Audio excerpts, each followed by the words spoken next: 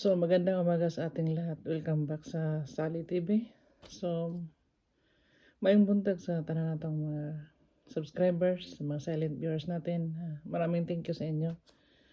So, today guys, araw dito ng Sunday, hindi tayo makapagsimba dahil may pasok ako doon sa isang residente ko.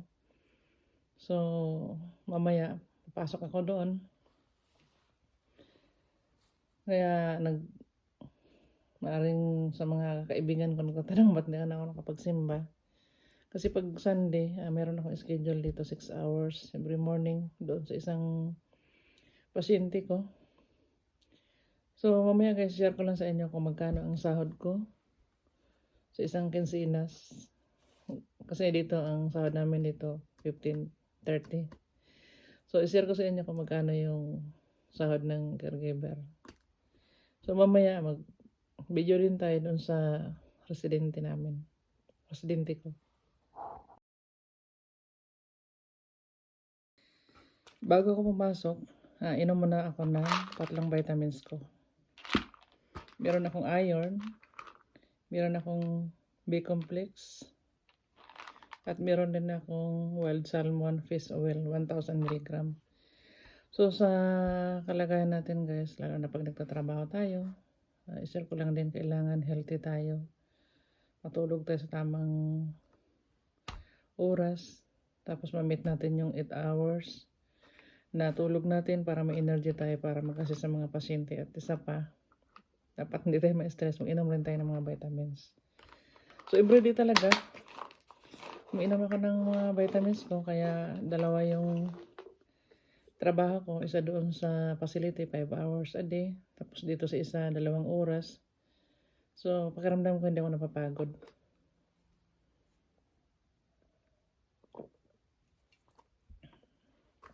Ito iron to.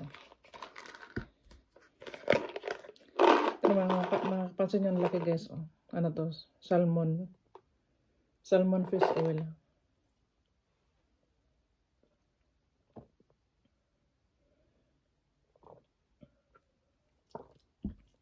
Ingat lang tayo kasi malaki siya. Ito naman vitamin B complex.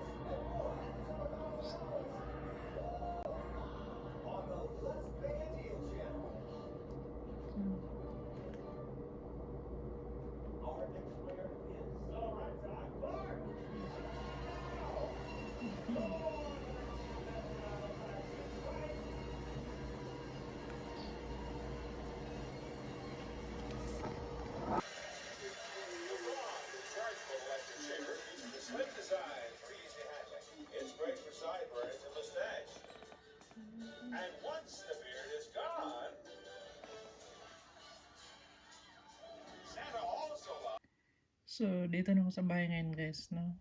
Time check tayo dito. Alas 1:30 ng hapon. So, dito ko lang sinip sa isang cellphone ko yung sahod ko.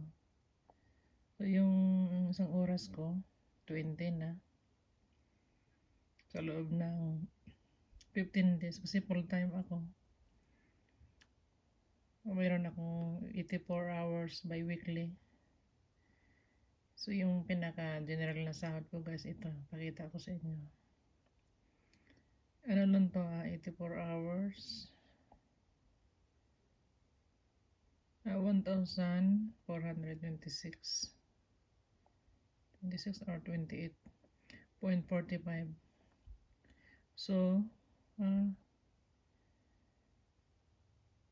bali, ano pala yung hour ko pala na ginasok ko sa 27 hours. Tapos 20 per hour ko. So, meron akong 1,540. And then, pinakaltasan ako guys ng CPP. 95.62. EI, 28.39. Federal Income Tax, 189.14. So, bali ang kinalta sa akin lahat. 313.15. So, yun yung pinaka-dinner na sahod ko pag sa loob ng 2 linggo. So, ito namang ano dito sa kabila.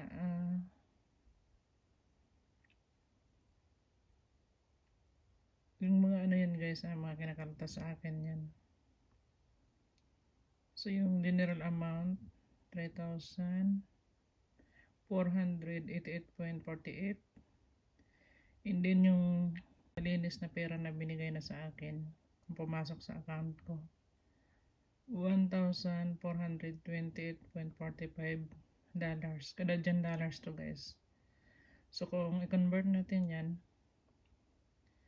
i-convert natin sa Philippine money ito, yung 2 weeks ko or 77 hours ko, mapatak ng 60,000 something. 60,000 above. So, yun lang guys, no? Yun ang pinaka sahod ko sa ngayon. So, maraming thank you sa inyo guys. Sana ma-subscribe din ninyo, ma-share din ninyo yung channel ko at makapag-comments din kayo dito. Na-appreciate ko ang lahat ng mga taong nanonood ng video ko. Thank you so much.